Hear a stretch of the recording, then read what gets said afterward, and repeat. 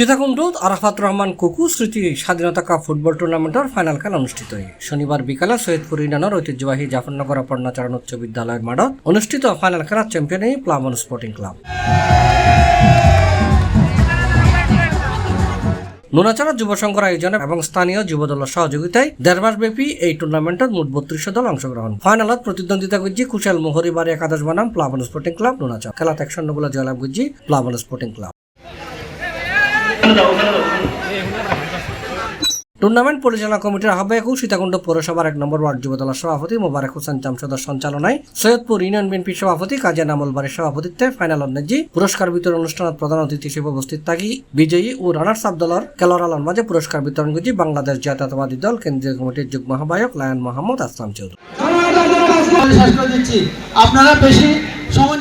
অনুষ্ঠানত বিশেষ অতিথি হিসেবে উপস্থিত আছেন উপজেলা বিএনপির আহ্বায়ক ডাক্তার কামাল কদর, পৌরসভা বিএনপির আহ্বায়ক জাকির হোসেন, পৌর বিএনপির সাবেক সভাপতি ইউসুফ নিজামী, উপজেলা বিএনপির সাবেক যুগ্ম আহ্বায়ক জহুরুল আলম জহুর, উপজেলা বিএনপির সদস্য সচিব কাজী মোহাম্মদ মহিউদ্দিন, সাবেক সভাপতি ইউসুফ নিজামী, জয়নাল আবেদিন দুলাল, উত্তর জেলা স্বেচ্ছাসেবক দলের সাবেক সভাপতি মাহমুদ মুরসালিন, বীর মুক্তিযোদ্ধা আবুল মনসুর, রাফনগর অপর্ণাচরণ উচ্চ বিদ্যালয়ের প্রধান শিক্ষক শ্যামল কুমার রায় সহ আর উপস্থিত আছেন বিএনপি ও অঙ্গ সংগঠনের নেতৃবৃন্দ। দক্ষ জনশক্তি গড়ে তুলতে হবে। প্রত্যেক অঞ্চলে খেলাধুলার মাধ্যমে যদি আমরা থাকি তাহলে আমাদের চারিত্রিক গঠন সহ শারীরিক গঠন প্রত্যেকটি বিষয়ে আমাদের কাজে লাগে। চারিত্রিক গঠনটা কেমন? আমরা যখন বিকাল বেলায় খেলাধুলাতে ব্যস্ত থাকি তাহলে অন্য কোনো অন্যায় কাজ থেকে আমরা দূরে থাকি।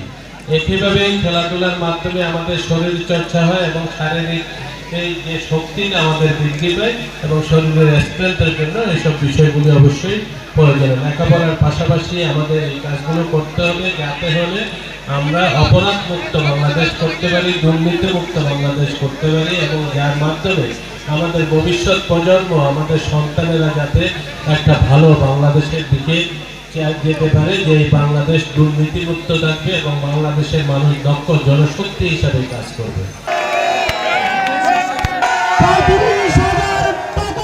C+ TV Chittagong.